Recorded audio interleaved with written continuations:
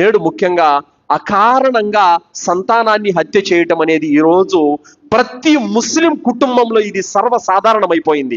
2 చాలు, ఇంకా ఎక్కువ మంది పిల్లలు మాకు వద్దు, 3 చాలు, ఇంకెక్కువ మంది పిల్లలు మాకు వద్దు, 1 అమ్మాయి 2 మగ పిల్లలు చాలు, లేదా 2 ఆడపిల్లలు 1 అబ్బాయి చాలు అన్నటువంటి ఫ్యామిలీ ప్లానింగులతోటి గర్భసంచులు తీయించేయడము, గర్భాలు తొలగించేయడము, సంతానాన్ని ఆపుకోవటము, ఇలాంటి యొక్క పనులకు పాల్పడుతున్నారు. ఇది నిజంగా వాస్తవంగా చెప్పాలంటే దైవాన్ని, దైవ ఆజ్ఞలను ముమ్మాటికి ధిక్కరించడమే అవుతుంది. సోదరులారా అల్లాహ్ సుబ్హానహు తఆలా ఖురాన్ గ్రంథంలో తెలియజేస్తున్నాడు, వలా తఖ్తులు వఔలాదుకుం ఖశ్యత ఇమ్లాక్, మీరు సంతానాన్ని పేదరిక భయంతో చంపకండి, ఎందుకంటే మీకు ఉపాధిని ఏ విధంగా ప్రసాదిస్తున్నామో వాళ్లకు కూడా అదే విధంగా ఉపాధిని ఇస్తామని అల్లాహ్ తాలా అంటున్నాడు. సోదరులారా, కావున ఈ సంతానం ఆపుకోవటం అనేది మహాఘోరమైనటువంటి పాతకం సోదరులారా. ఇది హత్య చేయడం లాంటిది సోదరులారా. అల్లాహ్ తాలా ఖురాన్ లో తెలియజేస్తున్నాడు, వలా యఖ్తులూన నఫ్సల్లతి హర్రమల్లాహు ఇల్లా బిల్ హక్, సత్యబద్ధంగా తప్ప ఏ ప్రాణిని హత్య చేయటాన్ని అల్లాహ్ సుతరాము ఇష్టపడడు. కావున ఎవరైతే సంతానాన్ని ఆపుకుంటారో అది హత్య చేయడం లాంటిది అని చెప్పడం జరిగింది. సోదరులారా, ఒకానొక సందర్భంలో కువైట్ లో ఒక సంఘటన జరిగింది. అది మీకు ఖచ్చితంగా తెలియచెప్పాలి. కువైట్ లో ఒక స్త్రీకి కడుపు నొప్పి వచ్చింది. సేమ్ టైంలో గర్భం కూడా ఉందన్న విషయం బయటపడింది. అయితే ఆ టైంలో ఆమె కడుపు నొప్పి బాధతో చాలా బాధపడుతూ ఉంది. దాదాపు 10-12 రోజులు హాస్పిటల్లో తిండి కూడా లేదు. కేవలం ముక్కు ద్వారా, పైపు ద్వారా ఆమెకు జ్యూస్ మాత్రమే ఇస్తున్నారు. ఎంతటి భయంకరమైన పరిస్థితి అయిపోయిందంటే లేచి నడిచే పరిస్థితి కూడా లేదు. అటువంటి టైంలో మన ఇండియాకు సంబంధించినటువంటి ఆలింలు షేక్ ఫైజుల్లా మదనీ గారు, అబ్దుల్ హఫీజ్ మదనీ గారు, వీళ్ళిద్దరు పండితులు కువైట్ డాక్టర్ దగ్గరకు వచ్చి ఈ విధంగా పెద్ద ప్రాణానికి ప్రమాదం ఉంది, ఆమె చనిపోయే పరిస్థితి ఉంది, కావున ఈ టైంలో ఆ ప్రెగ్నెన్సీ తీయవచ్చు, ఇది హరాం కాదు, ధర్మంలో అనుమతి ఉంది అని చెప్పారు. అప్పుడు ఆ కువైట్ డాక్టర్ షేక్ మాజిద్ అలీ ఆయన పేరు, ఆయన ఏమన్నారంటే, ఆమె ప్రాణానికి ఎలాంటి ప్రమాదం లేదు, ఒక డాక్టర్గా మాకు తెలుసు, ఆమె ప్రాణానికి ఎలాంటి ప్రమాదం లేదు, కానీ ఈ చిన్న కారణం చేత ఆ పిండాన్ని గనక తీస్తే రేపు కయామత్ రోజున అల్లాహ్ దగ్గర మేమేం జవాబు చెప్పాలి, మీరు కనుక హామీ పత్రం రాసిస్తారా, తీర్పు దినం రోజున ఈ ప్రాణాన్ని తీసినందుకు మేము బాధ్యులమని ఆ డాక్టర్ సమాధానం చెప్పడం జరిగింది. ఆ హాస్పిటల్లో చాలా మంది యాజమాన్యము ఆ పిండం తీయడానికి కూడా భయపడిపోయారు సోదరులారా. అదే ఇక్కడైతే కన్ను మూసి తెరిచినంత సింపుల్ గా 2000-3000 తీసి అవతల పడేస్తారు. దైవ భీతి అనేది, అల్లాహ్ భయం అనేది తీర్పు దినం రోజున ఈ పనికి గాను అల్లాహ్ దగ్గర మేము జవాబు చెప్పాలనేది విశ్వాసుల హృదయాల్లో ఉంటుంది సోదరులారా.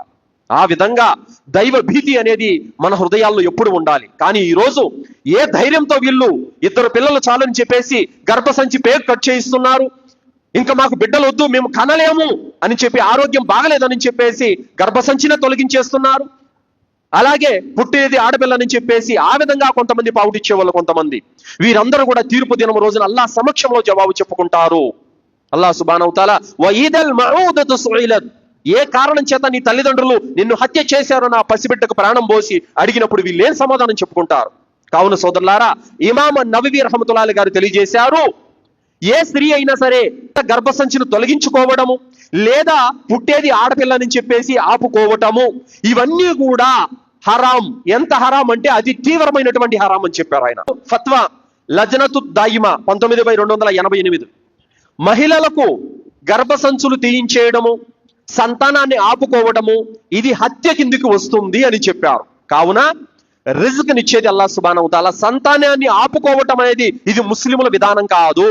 అయితే సంతానాన్ని ఆపుకోవటము, గర్భసంచి తీయించేయడము అనుమతి ఉంది. ఎప్పుడైతే వైద్యుడు ఈ పెద్ద ప్రాణానికి ప్రమాదం ఉంది, ఇంకా ఈమె బిడ్డల్ని కనలేదు, కంటే చచ్చిపోతుంది, ఈమె ఆరోగ్యానికి ప్రమాదం ఉంది అని చెబితే అప్పుడు అనుమతి ఉంది. అంతే తప్ప మాకు ఇష్టం వచ్చినప్పుడు, మాకు నచ్చలేదని, ఇంకా చాలని ఈ కారణాల చేత ఎవరైనా ఇలాంటి పనులకు ఒడిగడితే గనక ఇది ధర్మానికి విరుద్ధమైనటువంటి పనులు. ప్రవక్త సల్లల్లాహు అలైహి వసల్లం అన్నారు, అత్యధికంగా సంతానాన్ని కనే యోగ్యత కలిగిన స్త్రీని పెళ్లి చేసుకోండి అని అన్నారు.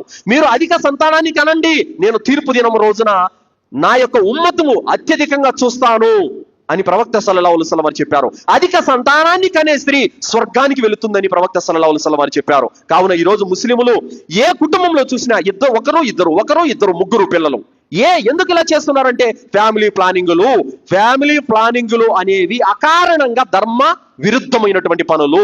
ఇది అల్లా ఆజ్ఞను ధిక్కరించడమే.